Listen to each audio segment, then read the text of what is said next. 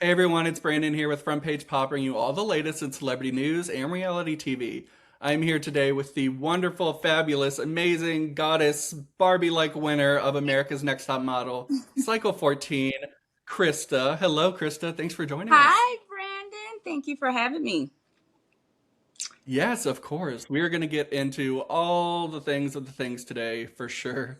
Ciao. From your cycle to afterwards and just, you know, lawsuits and all the What's going craziness. So, on? The internet, the people, the things, honey.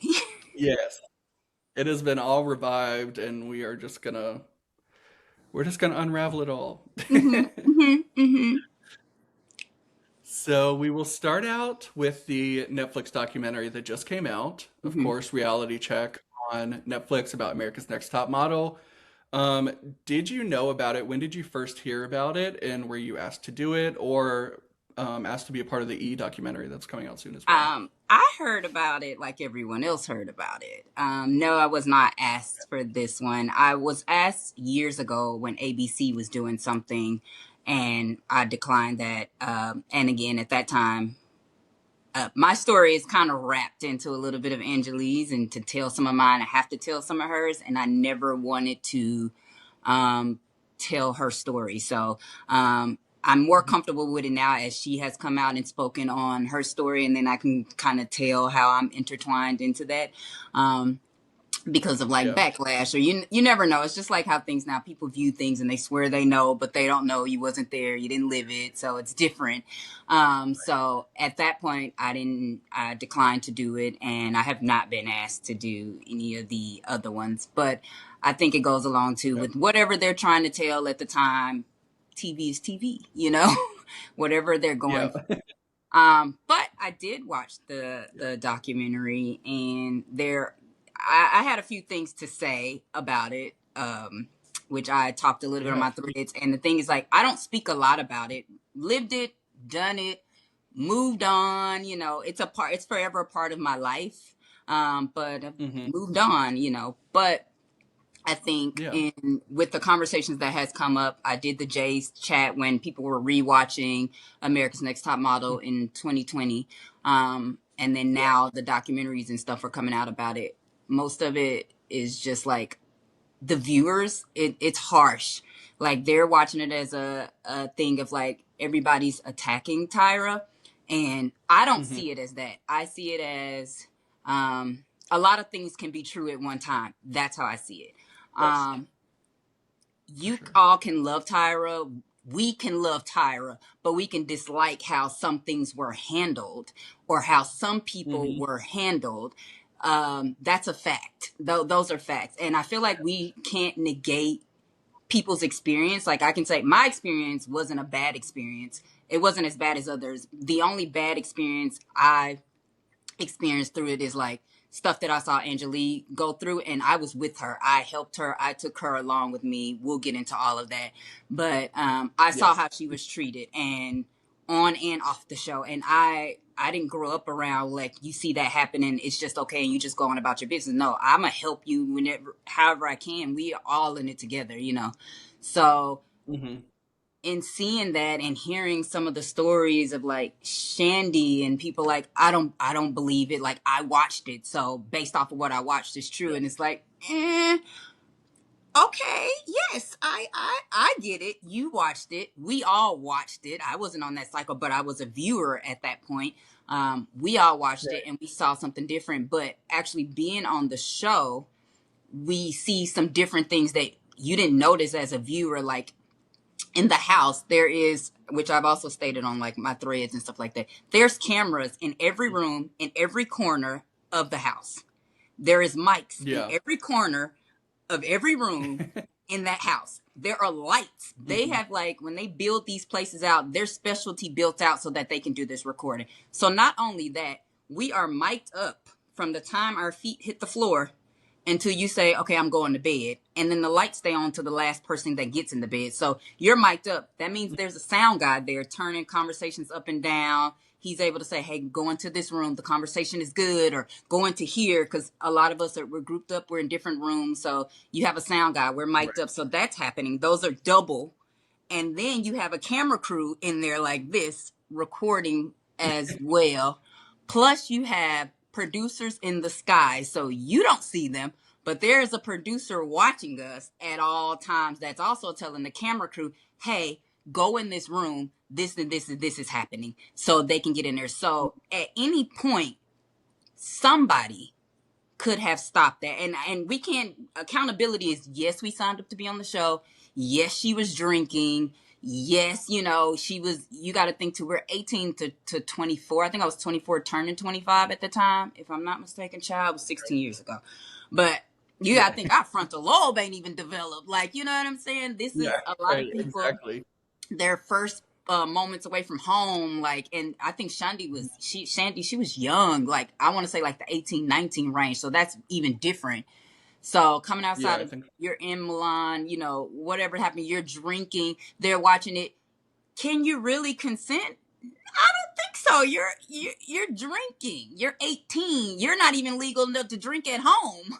Like when we went to New Zealand, I think the legal age was 18 too. So like some of the girls got to drink that didn't drink in New York, but you can drink here. So it's like, you don't know your limit. You don't know any of that. So yes, is she accountable for drinking and all that? Absolutely. But then the producers should have stepped in and be like, hey, this is too far. Like you can't really consent because you have, you've been drinking, everybody's drinking, like the camera crew is in here. But I think what people are getting lost in is the spin afterwards. Like, oh, Tyra coming in and they're having the sit down, which we all viewed. And it's like, oh, you cheated on your boyfriend. Then they brought her on the show like 2 other times playing the video and it's like, oh, you cheated on your boyfriend. Oh, and then you think at a young age and somebody's telling you what happened over and over, you start to believe that, and as you get older, like maybe that is not what happened, maybe that is not the case. So I don't think we should victim blame, nor do I feel like the blame is going all on Tyra. I don't feel like that at all. But I think in the sentiment of heavy is the crown. So like she was the face, she was the creator, she was the producer on that show. She was the spokesperson, she was all of that. So she took all of the good, all of the money, all of the everything. So unfortunately, when things are great, it's you. When it's bad, it's probably you're going to lead the charge. Not to say that nobody else is at fault, but you led the charge in the good. You got to kind of lead the charge in the bad. Unfortunately, are they all at fault? Yes. You don't have to lead the charge. Yes. Yes. That's how I feel about it. And I'm like, no one's saying that, they hate her and you see all this stuff. It's Black History Month and, they're trying to take a Black woman down. I'm like, no, I think these girls, they want their stories heard. And, we're hearing that, oh, you guys knew what you were getting into a certain extent. As viewers, we watched it just how like everybody's spewing stuff at us and like, well, this is what we watched it through that same lens. So I agree with what they're saying. But then you got to also pivot. Like you're telling us we should have pivot. Y'all got to pivot and know that we went on and we lived it.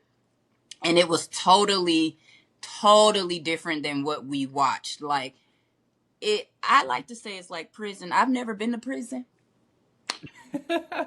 But when you can't go to the bathroom sometimes until they tell you, or you can eat when they tell you to eat, or we sit in the car in the limo, like you look at a girl that's got eliminated and she's packing her bags, that's hours. It looks like 5 minutes to y'all, but it's hours, and we're sitting in the limo on ice, can't talk, can't go to the bathroom. You gotta pee, here's a bottle, they passing you.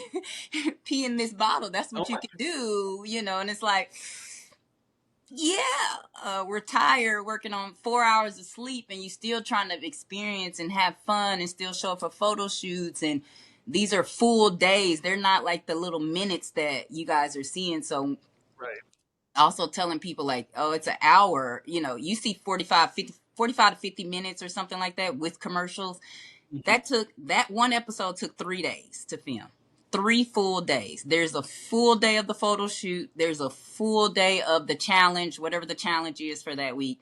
And then their panel is another like full day of panel. Like that's hours. That's not like as quick as you see it. It's hours of like take, and you go back and you sit in the back for hours, then they pull you back out, and then you go through girl, and then you go back and sit back for hours, and then you come out. So it's like, they're long, they're grueling. When you see girls and they're like, they didn't look good, or they didn't look that, they're tired.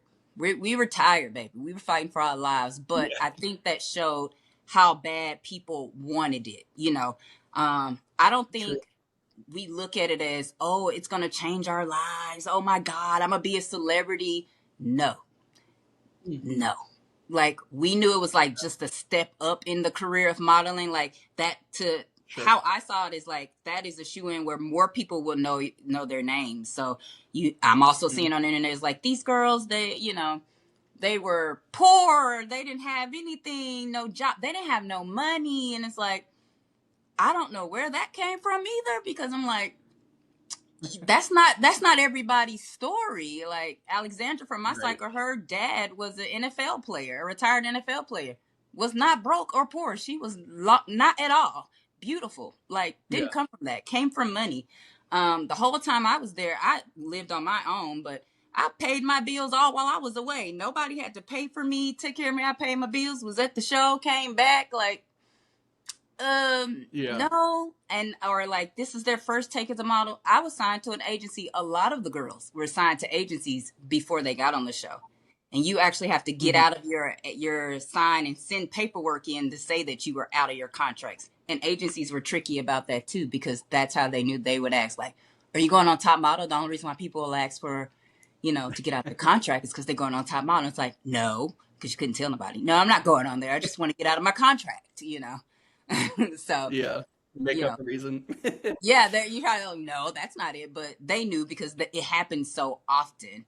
But, times change, things change. I just wish people would look at it differently, and as much grace as they have for fighting for Tyra, that you have the same grace for some of these girls who had bad experiences on and off the show afterwards, because it wasn't their fault. I don't think anyone signed up to be edited a certain way. These girls signed up to be models, to be mentored by the best of the best. And to say, like, everybody was expecting Tyra to change their lives. It's like, no, that's not what they were expecting. Just how they grinded to get on that show, because that wasn't a cakewalk, baby. I know, I auditioned multiple times. It was not a cakewalk by a long shot. And if it was, everybody that auditioned would have made it onto the show. So it wasn't that. Going through the process as well, it's long, it's grueling. You gonna burn out. You by yourself. They take your phone. They take your wallet when you get there. Like, literally, you're just a number or something at that point. Like, that's experience. Then you move into the house. Like, you're tired, you're exhausted. Like, this is something unknown, and it's extreme. It's to the extreme. So it's like, you can fight through that. Trust me, when these girls got off the show, they were out here pounding the pavement. Right. Like, it's like, oh, y'all, you got off and you guys just, no. Pounding the pavement. But it happens for some people. It just don't happen for everybody. And that's okay too. No one's mad about it. I mean, I don't feel mad about it, but I think a lot of people aren't either. But the whole stigma around it is like, oh, they got off and they didn't do anything. They was expecting Tyra. And it's like, no, I saw girls. I did presentations at fashion weeks. Might didn't get on a lot of runways. Like, I did a few. And I did a lot of presentations on Fashion Week, and got to meet some of the girls from Top Model. So I'm like, no, I saw them out there hitting the pavement, saw them at photo shoots. So I'm like, no, they were working. It just, the door doesn't swing wide open for everyone, if that makes sense. Right. So, yeah, it does. I mean, it's just like, yes, have some grace for sure. And I think a lot of these fans who are getting so extra heated are also kind of like your more casual fans, I guess, who are like, may not have known everything, and they're like, oh, well, Krista won, and she's probably just sitting at home, eating bonbons, waiting for Tyra to give her a call in a magazine cover or something. And it's like, no, she's out there, like, working. Let me tell you, I did not do that. When I won, and after everything wrapped, because after we finished filming, I want to say like I was the last one to fly back home, so I think I flew home in December. It was like Okay. right before my birthday. And we filmed like the first initial fly out when we flew out to film the start of the show, not the first episode. Like we can go through the breakdown of how that all looks because I think people need to know too. But Sure. the show, I think we flew out October the 31st. Because I missed my flight that first day. So Nope. October the 31st, and then I flew back sometime, I want to say like December 20th or something. And so I was the last one to fly back. So from October 31st to December 20th, like was grueling, like interesting. Yeah. Um, and then afterwards, we go back into regular life. Like, and mind you, what's tricky about this is you have, while you're on the show, everybody on that show, production, behind everybody behind the scenes while you're doing stuff is constantly your life is about to change. You're about to be this. They're drilling this into girls. Like I was 24 at the Hmm. time. I was like, yeah, I don't know if I believe that, but let's keep going with it. But I didn't believe it. I mean, based off of just what I viewed as a viewer. But you keep telling young people Sure. that they start to believe, and they Hmm. got off, and it was hard because you had to go back into regular life like nothing happened 4 months. So until March, when the finale aired, and then when the finale aired, probably like a week after that, I was had to start fulfilling like my contractual duties or whatever. But I think what was different for me is I kind of feel like I missed the mark only because I feel like I needed cycle 15 because they were signed to IMG. That was more my thing. Like I'm a high fashion girl. I Italian am Vogue. not a Italian Vogue, baby. Like 17, not my niche, baby. I'm not mad at none of y'all who was like, yeah, that ain't her. That wasn't me, baby. Uh-uh. It was a cute picture. Listen, I I'm liked it. not even gonna tell you. I had to shoot that. The pictures are janky in there because we had to shoot it twice because when we shot it on the show, my hair was one Hmm. way, and then it was like short or something. And then when I went and shot the cover, they had Kaya Wright, who's like a renowned hairstylist, do my hair, and they put long Yeah. hair in my hair then. So then the cover was that. Then I had to go back and reshoot the inside because that it didn't match because when I shot on the show, I had my shortcut. Like Right. it's Oh wow. no communication, baby. The communication was whack. It was just whack. So Sounds like. the Yeah. whole 17 thing was all over the place, and it wasn't off of my account. It was just like them not communicating. Yeah. But went to New York. I didn't stay in the model's apartment. I didn't want to do that. I paid and I wanted to stay in the nice side of New York, Yeah. and I did. I don't blame you. I paid. I was off of 72nd and Broadway. I was living in a nice area. And while I was there, I called Angelique. Like from the time when I would visit, I would go out there for a few weeks and come back. I would stay in hotels, and then I was like, all right, I'm going to stay out here. Got an apartment. Even when I was in hotels and when I had an apartment out there, it's like, come stay with me. When I tell you that we would go to castings and I would take Angelique with me, physically hearing them, oh, are you Angelea from America's Next Top Model? And like literally just hand Mhm. your book back. And it's the perception of that she was a mean girl or she had an attitude. This is a part of the stigma that plays into why people don't want to work with us on the outside because they view us through the lens that they also watched us in.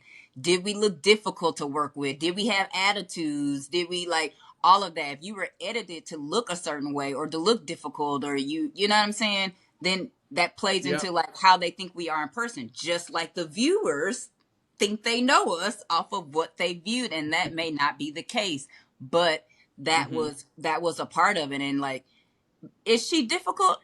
Absolutely not. I'm gonna tell y'all 100%. When I say she was the sweetest person, because she did Hmm. cycle, what was it, 12, 13 was the short cycle, 14 when she came in the room. I remember when we all got together to eat and we was on ice. This is like when they were going through that first episode that you see is 1 week that we filmed separate from everything.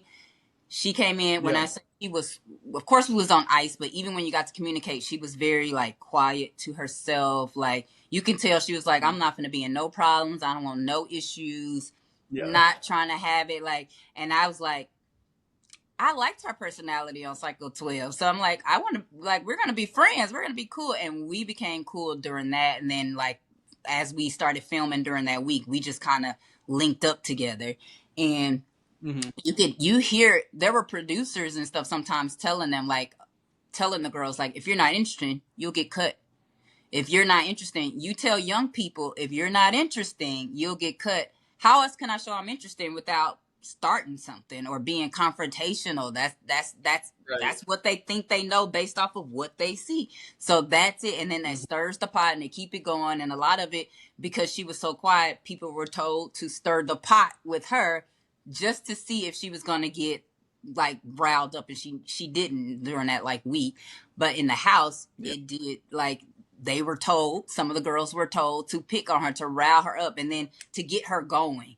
So some of that stuff you saw of her was like, that was like days of nitpicking.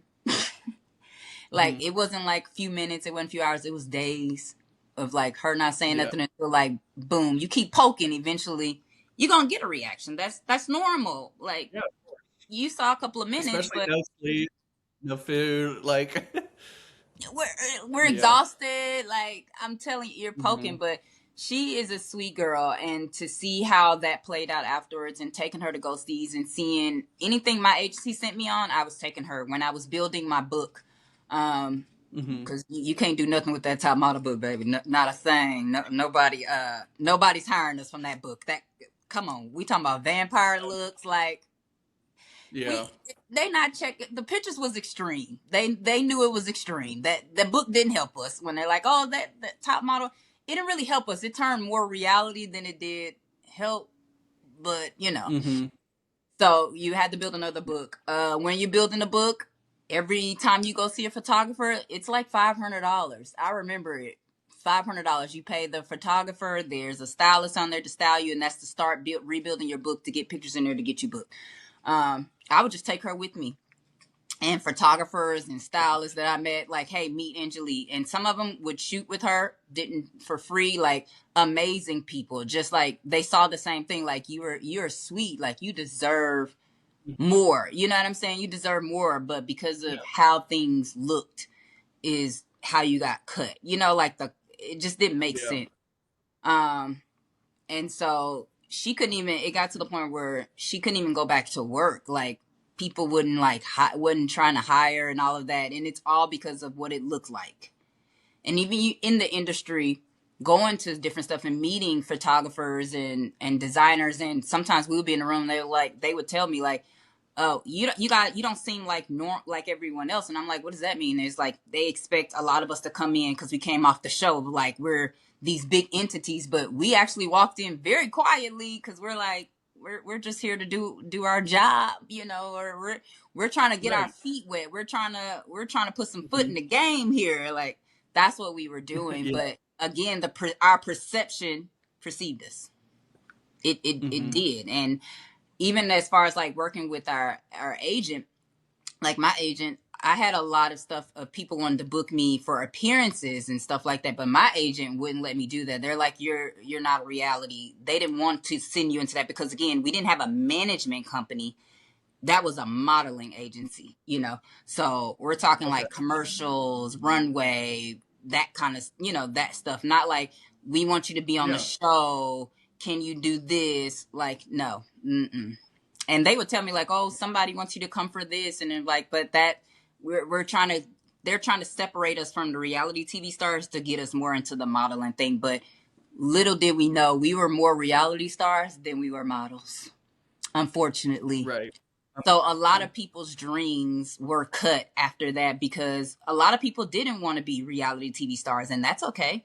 And a lot of them didn't want to go into acting, and that's okay too, because that wasn't their dream. That wasn't their goal. Their goal was to model. And if they can't do that, then they pivoted to something else. Not to be a celebrity. They pivoted back into real life to being wives, mothers, students, like whatever. And that is just as amazing as it is going into something else. And I think people are forgetting that too. It's like, well, they want fame. Nobody wanted fame. We wanted to model. We wanted to be as big as the Giselle Bundchens and Naomi Campbell and Tyra Banks. We wanted that.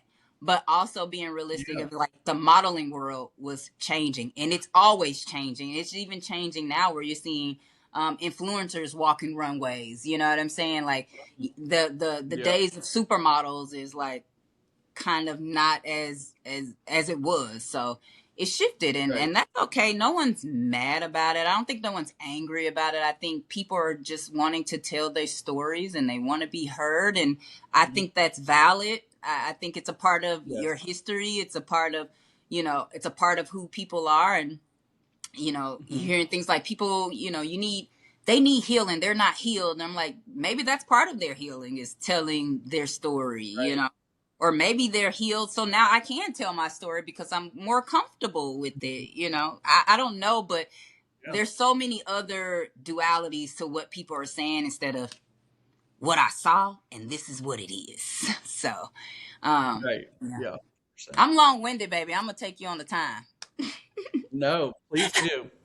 No, we want. I definitely want to have like this deep conversation with you. So let it all out. And I think people forget to, kind of like you said, that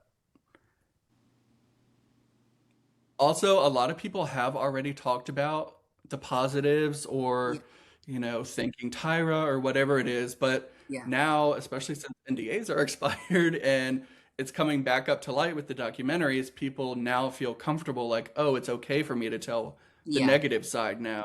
And it's And they've like you already can't shared the positive. get, yeah, it's like you can't get me now. What are you gonna do? I think Right. part of mine too is like, when there was a moment where they talk about winners or Tyra and stuff, she never really mentioned me, because right after I won and I took Angelea with me and I saw how she was treated, I always fought for her. And Yeah.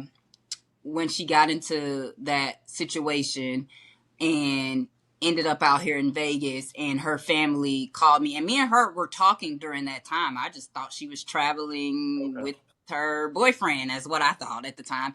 And it took one of Right. her friends to call and was like, hey, she's in Vegas, can you get to her? Say no more. Hmm. Absolutely, I'm calling, where are you?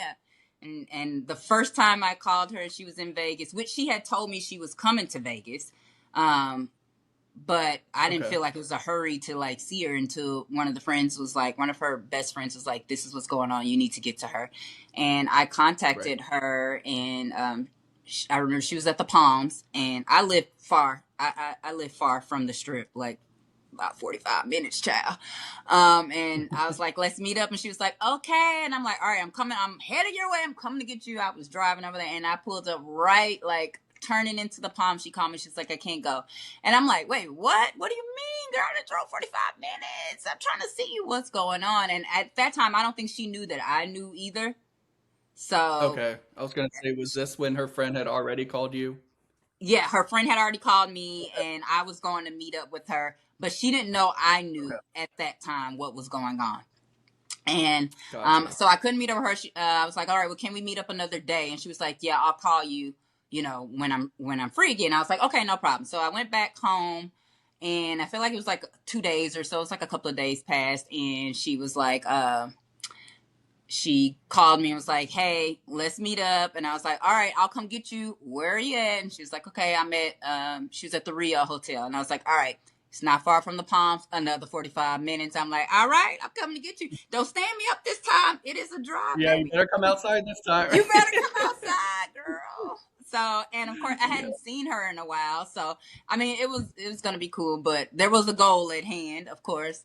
And I Mhm. remember driving up, and her friend guy walked her out to the car, and he peeked in and he looked at me, and she got in and she introduced us. And I'm like, okay, I get her, and I drive probably, it's like a few blocks from there to like this Applebee's and by the mall, the Boulevard Mall. If you know Vegas, you'll know that area. Mhm. And I drove her out, I locked the car doors. I called her sister, put her on speakerphone, and we're all like crying, and like I'm begging, her sister's begging. We're trying, like, we need you to let us take you from this situation. I'll buy you flights, I'll buy you this. But I understood at the time what was going on, because she couldn't pursue her dream. she couldn't get like find work. Like nothing was opening up for us. What else? You know, how else? What else would open up for her? So to me, I'm like that. None of that was her fault, 100% or anything, because I'm like, I was upset because I definitely felt like the whole top model realm like played with her, and they played with her on cycle 12, brought her back for cycle 14. We haven't even got to 17 yet, but it's like, and after you play with somebody like that, at least if you're gonna do that, like at least help them on the back end. Like, yeah, I'm gonna get my paper, I'm gonna get my views, we getting paid because the show is doing well. But these girls aren't getting nothing. When I tell you, we don't even get royalties from this show being syndicated everywhere. Like, that's what I'm like. That's the problems that people are having. It's just like shows like back in the day, like Family Matters or something like that, that was on, and they wasn't getting paid for the show being syndicated. And years later, they went back to fight for that. I think that too is like, these girls aren't getting royalties, but their likeness is being used over and over. That's not fair. Or is you hearing Tyra tell Danny, like, I know that there are doors you can't even walk in. That happened to a lot of girls, not just her, but there's doors we can't even walk into because of the stigma of that show. And you knowing that using a likeness, changing whatever to make the show whatever you want it to be versus what our dreams were, what we went on there for, then well, at least give them royalties from the show being syndicated everywhere. Like, yeah, I don't know. That's a drop in the bucket. It's a small fee, but no. So I understand, like, there may have been no options for her, and we were all in that car crying and trying, and I understood too that she wasn't ready yet, and she was an adult. Like, I was trying to kidnap her, but I couldn't kidnap her. Like, I'd go to jail or something. But she was like my sister, you know what I'm saying? She was like my baby sister. I understood what life was, and I heard her tell her stories, you know, while we were in the house. And I know that she's told those stories to Tyra, like, because she also sat and, you know, you had to sit with her and you had those conversations. And when we had to go sit and talk to the CW and the executives, she was on that, sitting there too with the executives, not the Jays, not Nigel, not that I'm trying to negate them, but they were not there for that. She was. So it's like, again, that's probably why her name is more at the top than everybody else's. So everybody just have some grace there. That these are reasons why. But she wouldn't leave with me that night, and I had to take her back, and that was hard for me. It was very hard for me. And after that, like, she wouldn't come with me no more. And understandable, because I would have tried to take her. I tried to take her that night. So absolutely, I understand. But, and I had no help. I feel like we had no help. Her friend, her sister, like, we had tried and exhausted all of our ways of, like, I'll pay for your ticket. We'll do whatever. You come stay in my house. Like, and nothing was working. So I'm like, okay, let me reach out to everybody I know to see, like, who can help me. You got to be able to help me get her out of this situation. Y'all kind of played a role of why she's kind of in here. So I reached out to producers, a lot of the production members, Ken Mock, Tyra's assistant, and I would get messages back of like, we'll see what we can do, or we're looking into it. Didn't hear nothing back. Nothing. So that was probably maybe, like, I feel like it was like maybe 2011 or so at the time. Maybe. And then she they call her to go on the All-Star cycle, and I remember her calling me, and she was excited, and I'm like, oh, this is yours, baby. You got this, you know. And she went and did the cycle and won it, and I remember her coming back, and we had the conversation, and she was like, I did it. And I'm like, you know, we're not supposed to tell nobody, but I know how it went because I won too. And it's like, we ain't telling nobody. I did it. And I'm like, heck yeah. Like, I remember us being so excited. And then I remember her getting the call where they're like, come back, and Kim Mocknam set her down in a hotel room to tell her that they were going to have to refilm and take the thing back because they had heard of what she had done, but which is why she was taking them to court. They had heard, like, it was the first time they heard. And I'm like, that's not the case. And we knew it wasn't the case because I had also told her, like, I reached out to everybody to get you out of it. When I couldn't get you, it's got to be some big dogs that can help me get you out of this situation because you don't deserve to be here. Like, this is not what life has for you, and this is not where you're supposed to be. But you know, it happened, and they tried to say like, oh, we had no clue, we didn't know, because I wasn't on the show, but from what I had heard, some of the girls went and told production and got up to the executives or whatever, and that sucks because it's like, at that point it becomes like we're hating on you because you were winning, and that's unfair because I felt like nobody deserved it more than her. At that point, she was probably the only one on that cast that had come back 3 times at this point. You deserve this. You deserve this. Like, you have put in the work. You know, no one deserved it. You think about her story overall, her sleeping in the New York Port Authority, first auditioning for it. Have you been to the New York Port Authority? That's drive. I have not. That is passion. I didn't like going to stopping there to use the bathroom, child, riding the train through there. And she did that. That's what I'm talking about. I'm like, these girls, they went hard. This was their dream. And they didn't look at it as this is fame. This is a moment that could change this is an opportunity that could change my life a little bit, that get my foot in the door. And it didn't do that. Now, people like to say, well, she opened the door. I like to say, I don't think Tyra opened the door. I think she cracked it. I think the door was cracked. That's why a few people was able to get through there. But open would be different, because if we're talking open the door, it's been 24 cycles. We're looking at anywhere from 11 to 13 people per cycle. That's about 324 plus people at this point. 324 people. How many are actually in the modeling industry? Maybe 2 hands. Maybe. And I'm like, are we even saying 10%? 10% is like 32, 33 people. I don't know. I don't know if that's the case, because then that's when we stick to the facts. 324 people. You think that many people just gave up on their dream after the show? You think that many people just was expecting her to turn their life around to fame? No. I think it also, there's duality. There was a part where it took somebody else too. Like, they see you working it and they're like, okay, I want you. I think you would be good for my brand, or I think I can use you here. And that also opened the door more for that person to walk through.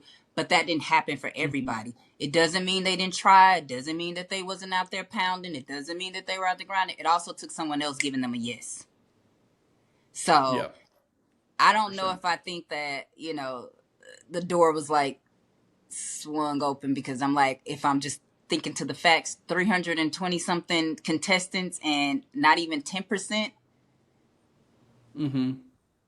I don't know. I'm like, at least if she swung the door open and that show was what it was meant to do when she originally started, because you gotta also think she was some of the winners' managers when she got off. I think hers probably up to cycle 3 as well. Benny Medina up to cycle 3. After that, we didn't have that no more. You were sent straight to your agents, and there was no management team behind you, no nothing, just the modeling agents. Mind you, they already have whoever they have on their roster, their big people that they always constantly push out, let alone you be a black girl in the industry. And we all know there's not a lot of black girls on runways. So that makes it a little bit more smaller. So it's like, you do what you can do. And even less back then. And even less back then. It's a little more now, but it still ain't like 50-50. We're still not seeing that, and we're never going to see that. And that's okay too. But these are realistic things that play into it. So it's like, have some, again, my favorite, have some grace for these folks.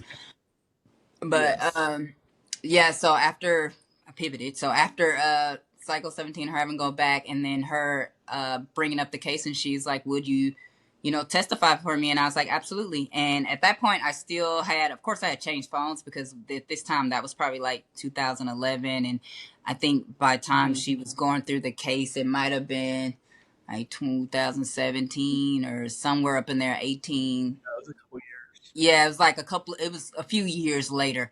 Where I actually did testify via Skype before she had closed out the case. I was on Skype and had to testify in front of the CW execs and the lawyer for Tyra and Ken Mock and whoever else was involved in the thing. So yes, and that didn't help me. That like puts a nail in I'm going against execs, speaking against how she was mishandled, and she was. And my thing too, like, no disrespect to anybody, on that cycle, I see it as like, the story Tyra tells is like, she wants to change girls' life. It doesn't matter where you come from. At any point, your life can change in the blink of an eye. We all knew Angelea's struggles based off of what we saw on the show. And then she had some more struggles after that, after being on the cycle 12 and 14. And to see her bounce back at life, still come on that show, still be herself, still give her all, still win, and to take it from her. To me, that wasn't, it wasn't to the standard of which she set of what the show was really supposed to be about. I'm like, that was the win. Right. Like, that was it. And it was nothing. And to take it from her, and I like Lisa too, and they gave it to Lisa, and I'm like, but she, at the time she was on a couple of other reality shows, and it's kind of like, they both had struggles. To me, what one was greater than the other? Like, and it's not bad to each other. I'm like, I remember Lisa had did, something with Drew Pinsky. I can't remember. It's like another reality show. Celebrity Rehab with Dr. Drew. Yes. She had did Celebrity Rehab with Dr. Drew, and it was okay to give her the win. And like Angelea had did, was involved in her situation, and it was taken from her. To me, I'm like, they both are redemption. Those are redemption arcs. Like, that is like, you went through something and your life can absolutely change and work for you. So I feel like even that contradicted itself. So then it's like, then what was the point? Like, what was it? That's a good point. What was the point? Like, was it at that point, was it to harm her, or to continue to throw daggers at her, or her career? I don't know. But in my eyes, that's how I viewed it. As a viewer, that's how I viewed it. And so I did speak up for her before she canceled the case. But also with me doing that, I put a knife in my back too. And it's like, yeah. But I was also always taught, like, you stand up for other people, you speak for other people. If they're not being treated right, you speak up for that. Like, you don't let that go, you don't let that slide, even if that is a disservice, even if it means I have to take a hit. I don't care. So what's gonna happen? Like, you can't take my life from me, but at least, she deserved more. And I would go back and fight for her again. I would fight for someone else if I knew them and I saw what I saw that happened to them. I would fight for them too. No win is worth that. To me. Yeah. I'm a human first. I have a heart. So that was important. And that's why everyone loves you, because you're such a good person, like, and beautiful inside and out. Like, truly. I know it sounds cheesy, but no, thank you. I feel like that is sweet, because I feel like I didn't get that edit on the show. And even after the show, hearing people, like, there's a whole YouTube page about all the things people hate about me. And I'm like, I was actually pretty quiet on the show. Let me tell you, I had figured out, to me, I figured out the system. You can tell when I feel like I kind of figured it out. It's like, oh, you got to be interesting and produce good pictures. Like, and do I think all my pictures were good? No. Do I think they used the best pictures, no, like everybody else. Somebody who I felt like from our show who I feel like they definitely didn't use their good pictures, and Gabrielle. Gabrielle was the first Mm, girl to get cut on our cycle. When I say she was beautiful in person, yeah. beautiful inside and out, like a breath of fresh air. She was like beautiful. But I felt like because she wasn't in a lot of stuff, you know what I'm saying? She wasn't about that in a lot of stuff, and I think that's then they pick like a bad picture and be like, oh, you're eliminated. But no, she's one person I felt like she should have been around for a way long time, a longer time than she was, for sure. Yeah. For sure, for sure. I love And that she girl. did some incredible modeling after the show. She So, absolutely. I like to tell people, even proof after your I won, point. yeah, after I won, and people would ask me like, "What's better?" I'm like, "Get on the show. You don't want to win. Just get on and get off. Get on, get you some notoriety, and get gone. Yeah, that's funny. don't get in no contracts and then get on and get gone. You got more freedom. You can do what you want. You got the pool at that point. Don't get in them contracts, child. Oof. Yeah. Well, jumping back to the lawsuit, if you don't mind sharing, or if you can share, what kind of specifically did you testify for Angelea? Did you explain that, oh, I did this, or excuse me, I told them what was happening and no one helped? Yep. Did you kind That's of exactly explain what how I you did. made the story? That's Okay. exactly what I did. I had to tell who did I reach out to, and at that point, because that was years later, I had like a few messages still in my Facebook and like emails. I still had a few of those. I didn't have that same phone I had at the time, so that sucked. Where I didn't have like text messages and stuff, but I did have some stuff left over, where I was able to show like, no, I did reach out. So no, people did know. The whole stigma like, oh, we didn't know is crap. I think as far as like all the way up as like execs of like CW, no, they didn't know. I didn't know any execs personally to reach out to. I Right. only knew the people that we worked with, the staff, the production, friends with like Ken Mock or Tyra and stuff like that. Like we only knew them. Like the execs, we met them Yeah. one time. So I didn't know them. So Hmm. I think once it got up to the execs and the execs was probably like, yeah, we don't want that. We don't have that. And then come down to like the Tyra and the Ken Mock, and then like we have to make a decision, and that's what they made. But then the whole spill's like, oh, we didn't know, and it's like, no, you knew, you knew, Yeah. you knew. Do you think it was a situation, and you may not know, so Hmm. I totally understand that, but do you think it was a situation where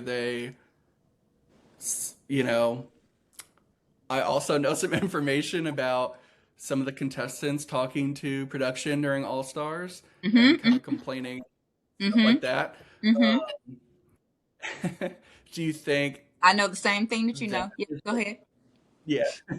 Is that what you think did it because they made such a big stink about it? Or Yes, do you that's think it exactly. was because the network heads found out and they didn't know No, about it before and they were I like, oh, think that's happened? I think together. So I think a few people on that was on the All Star cycle with her, they saw the show. I think you can always tell where it's going. You can literally kind of as you're in the show and you can see like what it's getting down to, who's getting the most like call outs or who's getting the most number ones, or where you can kind of tell Mm, where the judges are skewing when you're watching it, and you kind of know who the competition is and stuff. So I feel like those people were speaking out to production at the time, and then it kept going until it got up to the execs, and then once it got up to execs, then they had to make um the decision that they made. So I think it mm, was both. It wasn't, if they would have never okay. said anything on the show, the production team that was there was the same one. So they Right. knew. So, and I think that like she was deserving of this win. She fought her butt off. She was deserving. I think that it was jealousy, and you I'm not even knocking them because I have grace for them too, because I understand like you didn't make it on your cycle. You made it, but you didn't win. But this is our comeback season. Is our chance to win. So the hunger is different. A lot of Yep. them had names where we knew who they were because a lot of them were fan favorites that they brought back. So imagine Right. being in there with nothing but fan favorites, and you all are gunning for the number one spot, and this is your second chance at it. I understand what they did. Do I think it was right? No, by no means. But I get it. Right. I definitely get it. But I think Yeah. that I was mean, it's just part of the jealousy. whole piece. Yeah, and then they ruined it. They ruined it for her, and that's not fair, because even going to I think to tell that to help is different from to be malicious and tell her story like, well, she don't deserve it because Mhm. this is what she did. Everyone has a Yeah. past. No, not to that extreme or not to that level, but we all have a past. We've all done things we're not proud of, we're not happy about, we wish we can erase, wish you can go back and do over. We all had a past. Who are we to judge anybody's past of what they done, what they've been through? All I care about is that, can you rise from that? You can change that at any point in time. Did you change it? Mhm. Awesome. I love it. Keep doing it. That's what I like to see. Like, I'm so Yeah. proud of where she is, going back to school and being a producer and stuff. Like, this is what I'm talking about. Like, Yeah. she's so deserving of so much in life because of what she's endured and what she has gone through, and what she has stood the test of time. Because I can't, I don't even think I know anyone to have lived a life as full as what she has lived in her lifetime, and to be Mhm. able to prevail like that. So I love that girl. Yeah. No, Even she's like, we amazing. haven't And I, talked in years, and I it doesn't matter, because I feel like that's like family to me. That's like, yeah. we walked through some dark times together, and we held hands through that dark time together. So I she's deserving of so much, so much. And I hope and I pray, like, her life is just up from here, just flourishing up, because she deserves it. So Yes. Yes, me too, for sure. Did you experience any sort of like backlash or, I don't know, blackballing after you testified and were kind of in support of Angelea? I noticed like I wasn't getting like reached out to and called, and pretty much after that, I didn't my agency, not much with them afterwards. And those Mhm. contracts, they have option to hold you for some years, and I got held. I think I didn't get released to sometime after that, and that's when I got my books from them and everything. Like, all of my stuff from the agency got mailed to me like way after, like after that. So yeah, yeah. But Oh yeah, gosh, when they yeah. talk about winners and stuff, I'm never really in that conversation, and that's okay. I did it. So, but I also spoke up to what was right. Yes, for sure. Did, when you talk about, after you win, you're hustling and you're going, and Tyra's not sending you on castings, anything like that. But for someone like Andre, he was like so in love with you and your photos, as he should be.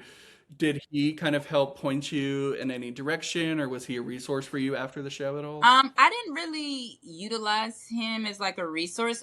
We did stay in contact, and like, that's how I was able to give him Angelique's information, because we would talk and like messaging and stuff.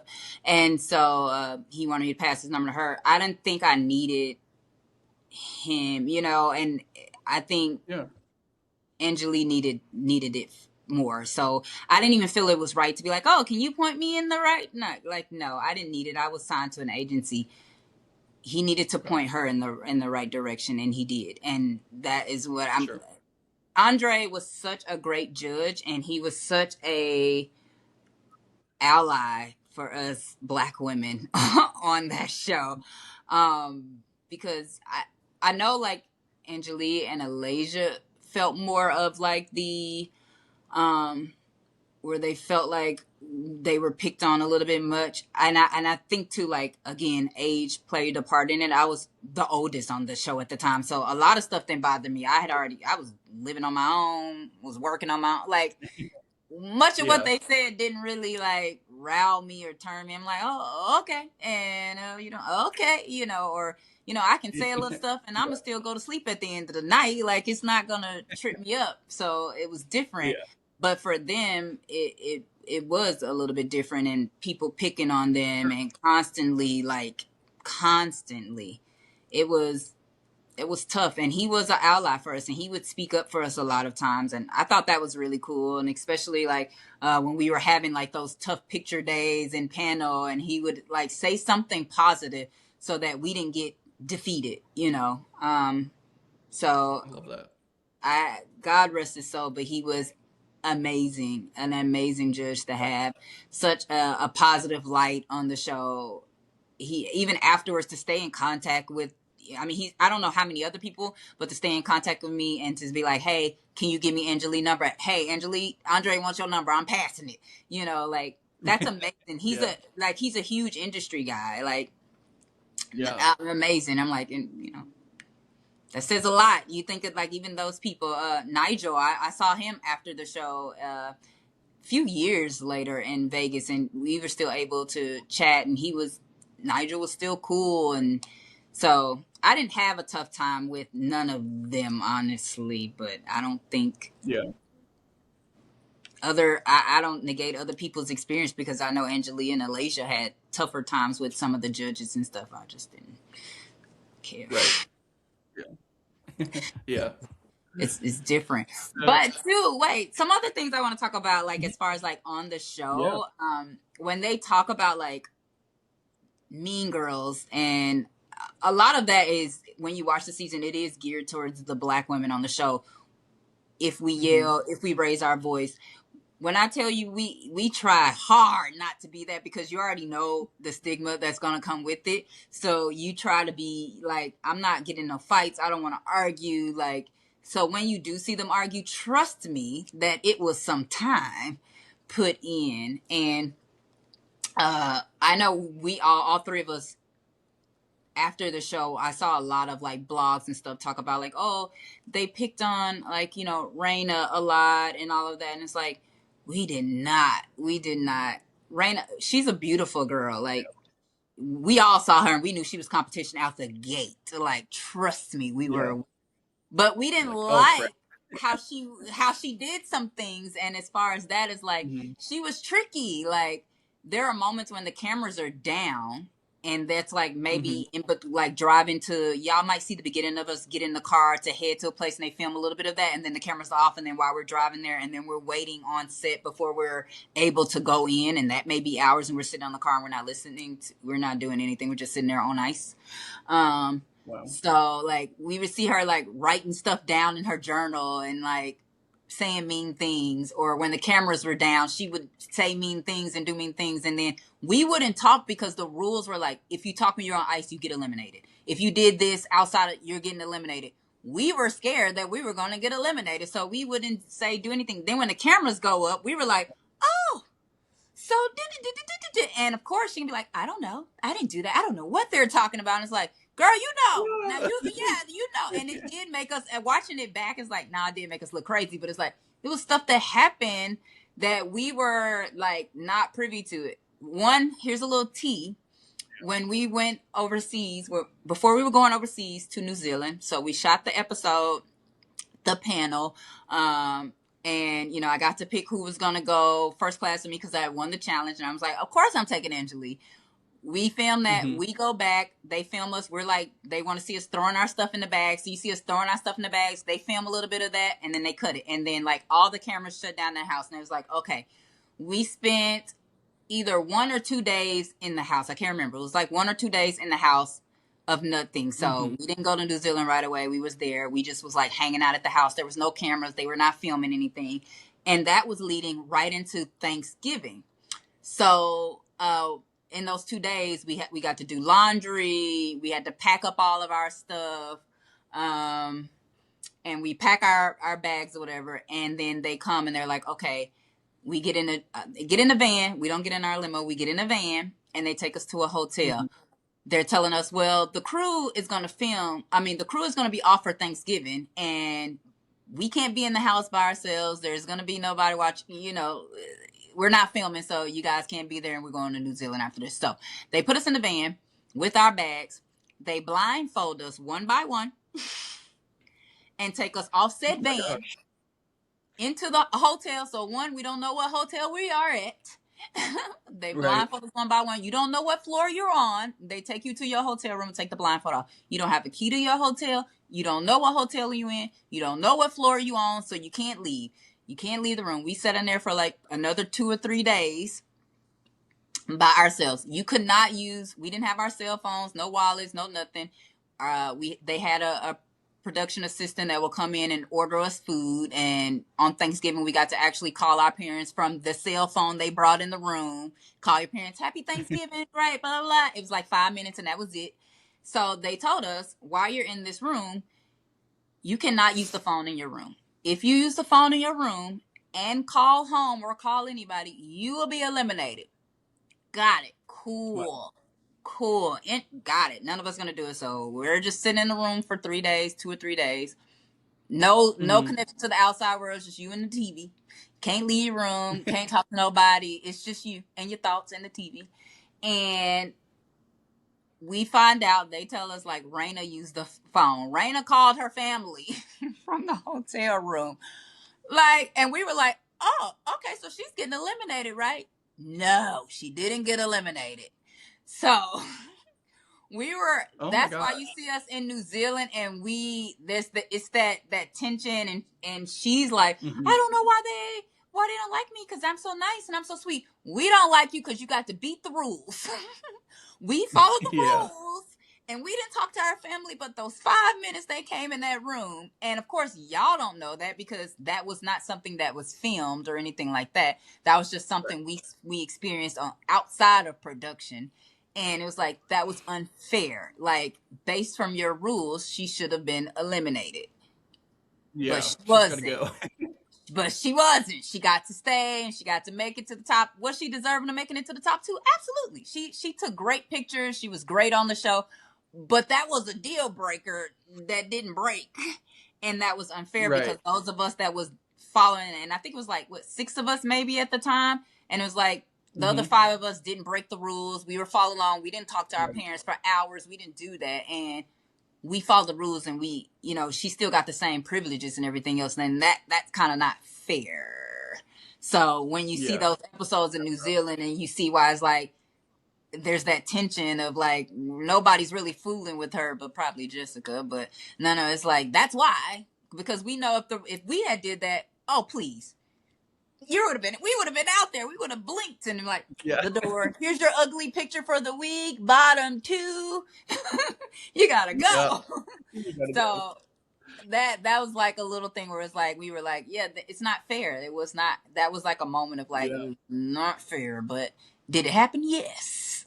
So we're like, when you see like some of the stuff, like, or you see how people reacting on there, you don't know what happened behind the scenes. Again, you're seeing a 50-minute cut of stuff that took us days to film, or there's moments where the cameras aren't up and stuff is happening, and there are people that's following the rules and not speaking out in the moment, or not yelling, or not this. And then as soon as the cameras come up and that's their moment to talk, yes, they're going in, but you didn't see it. You're able to see like where they cut conversation together when we go back and watch the show in real time when it was airing, versus how we had just lived it a few months ago, and like, hey, that conversation, that's not how that happened. That's not what that was. Like, no, but it's how it was edited, because again, the show it's for viewerships. Like, watching it, did we think that it would be cut up like, and it would be more to like tear at people's character and who they are, and would that be damaging to their character? You don't see it like that. You're like, it's a reality show, but it's more of a modeling competition. That's how I viewed it, and I think other people view it. That's why they're like, oh, they didn't do anything. They gave you an opportunity, and you guys didn't do anything with it. But it was like, no, it was more of a reality TV than it was a modeling show. And when we got off, we were more known as reality TV Z-list stars. I never thought we was A-list, baby. Never.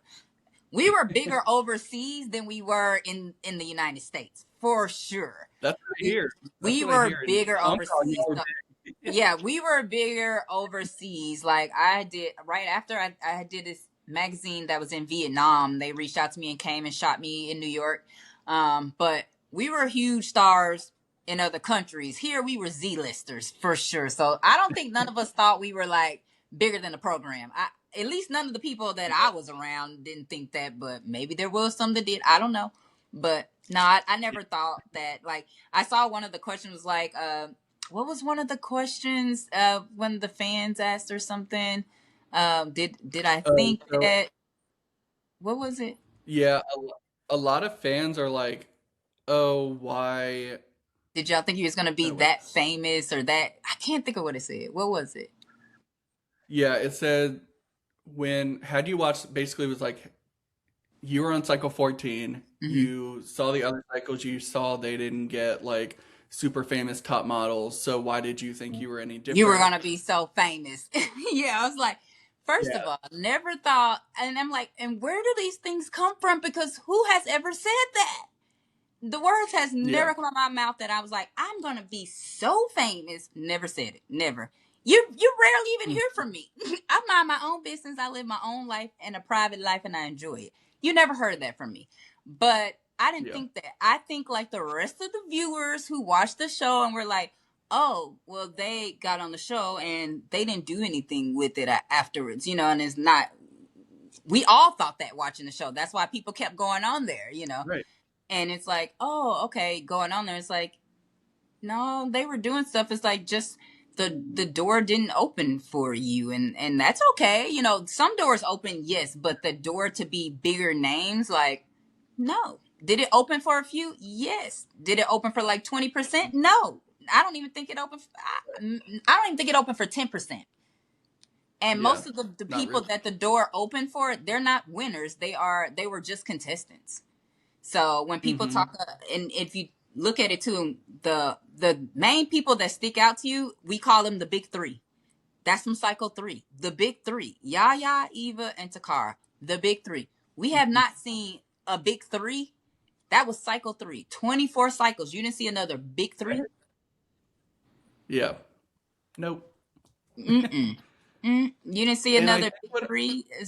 And they had amazing careers. Those are the careers we were like, we didn't think we were going to get off and see Tyra's career. We thought we was going to, like, maybe we can get in some of the doors that they got in. Those were our people where we're like, Mhm. that's more realistic than the Tyra. Like, do we want that? Yes, but Eva, Yaya, and Takara, and we want that kind of career. But Mhm. over time, the show changed. The aesthetic of the show changed. I think the goal of the show changed, where Tyra wasn't like the manager over us and stuff like that anymore. Like that stuff started changing, because then I think it became less about a modeling competition and more about reality. And like she said during the documentary, I was giving you guys what you wanted. So they wanted they may have felt the viewers wanted more drama or more sad stories or that kind of stuff. So they played into that more to keep the viewerships. Again, I Yeah. understand it. Politics. I get it. But it was at a cost to people's dreams, and that's where I think like it's not fair. And just like they say, Yeah. as contestants, we are accountable. I think that they can be accountable as well. And I unfortunately, I'm like, I do hold Tyra to a higher standard. And production, yes, but Tyra, because like production, they wasn't in the modeling industry. They didn't walk runways. They didn't know those conversations or how things go, but she knew. So I felt like, Sure. and this was her baby that she created, that she marketed and took to, production companies and networks and all of that to get it underway. So this was her baby. So Mhm. just like I feel like there was at any point we could have just walked out and quit, but I also thought that would have showed that we probably couldn't hang in the game either if we would have walked out and quit on the show. Of course, we would have walked out and quit on the outside of that. So to me, that when Yeah. people say that makes no sense. But Yeah. It's just like we could have walked out and quit at any point, she could have pulled the plug on the show or could have had conversations with us and been like, hey, this is not what you guys think it is. It is not a modeling competition. Like, yep. from what I know, and that's coming from just a mentor. Like even if she was just gonna be a mentor to us from the Yeah. show, and then that could have been like a real conversation that she should have had, like coming off this show. You guys aren't gonna be models. Just get that out of your head. Already prepare yourself to go into being reality TV stars and do what you want with that. I feel like that conversation was probably missed more so, and I think a lot of other people would have pivoted. Not me. I never wanted to. I didn't want to be a reality TV star. I didn't. Acting ain't my cup of tea either, child. I can't remember a lot of stuff. My mind goes blank. So remembering lines. So you saw me on the cover girl thing. Remembering lines is crazy. Yeah, right. So I know my lane. It's not my lane, and I'm okay with that. But Yeah. but I felt like at any point in time that conversation could have been had, and I think that would have changed a lot of people's lives. I think that would have changed a lot of people's careers. I think that conversation would have changed the type of people that went onto that show, and you would have probably saw more people that didn't really want modeling. You would see more of like people that want to go on the show to like just be celebrities or just want the fame or that kind of thing. And I think then the conversation that we're having now would be totally different than what it is, unfortunately. Yeah. So as far as like accountability, I wish that would just happen, that would have happened. And I think we don't put that on the producers or the executives because like she knew the industry. She was the industry, she had walked in rooms we never walked in and, could have those conversations with us and those conversations didn't happen. I don't think she's, and honestly, I feel like it's nothing wrong with her not apologizing either, because if you feel like you didn't do anything wrong, don't apologize. I agree with that. Right. If you listen, I like a person that can stand on business. Now, if that's your business, stand on it. Right, wrong, or indifferent, baby, stand. I like it. That means you don't fall for anything. So I love it. So I am not mad at her for not apologizing. I do feel like could there have been some things that she could have done differently and she could have spoken up? Yes. Even if that means it tanks the show, tank the show. Because your original dream, if you go back and watch when the show first started and those original interviews that she was having of what she dreamed of what this show was to be, what she dreamed of what the winners' careers would be, could have been if she had stayed the course, and that would have meant that she would have had to take a hit too. Yeah, that true. And she could have took the hit, but over the years, the contestants did take the hit, unfortunately, and that would have been cool too. At least give them royalties from the show that's airing, and like, hey, you ain't gonna pan out too much, but I'm gonna throw you a little money because we use your likeness, and basically you was a character and not really a model. So here. That makes sense to me too, but I understand politics and being on the show and off the show. And I've done like another where I was a judge on another reality show, Global Beauty Masters. It was like a hair competition that was on TLC. Like I saw it and I was like, I get it. It makes sense. Politics, like I get it. So, and I'm not mad at anyone, honestly. Like I just feel like viewers should have grace for everyone. I don't think they're trying to bring Tyra down at all. I think they just want to be heard. I think they want to tell their stories. And everybody's like, well, we are not hearing from the people who had good careers, or, and you are hearing from them. And you probably don't even need to hear from them because you can see them. you can see. That's true. That's probably like why you don't hear from them, is because you can see them. But it's a lot of people. I'm like, if we look at the facts, 320 something contestants, and I'm guessing like 324. That's around 12 or 13 each cycle. Yeah, and you're not seeing them, like, and a lot of them, this was their dream. Like, and I'm talking about, you look for Angelea sleeping in the New York Port Authority. You can't tell me she didn't get out there on that pounding that pavement afterwards. If you did that, you know, people who like they left their children at home to come be on this show, left school to come be on this show. You telling me when they got off this show, they wasn't grinding just as hard as they did to get on this show? No, the doors didn't swing open from them. You know who I think got the sauce right though? RuPaul's Drag Race. RuPaul's Drag Race to me took Tyra Banks' idea and ran with a bit. Now, do they have the same drama we have behind the scenes? Absolutely. Absolutely. Like, it's probably the same drama.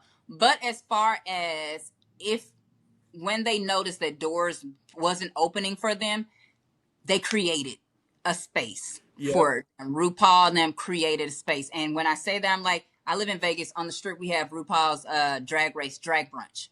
is on the strip. It's a show. It runs, and they cycle out girls, um, the drag race girls, contestants, winners, regular contestants on there. Keep them in the business. They have they had the drag cruise. I don't know if that still go on, but I had a friend that worked. His husband worked for the drag cruise.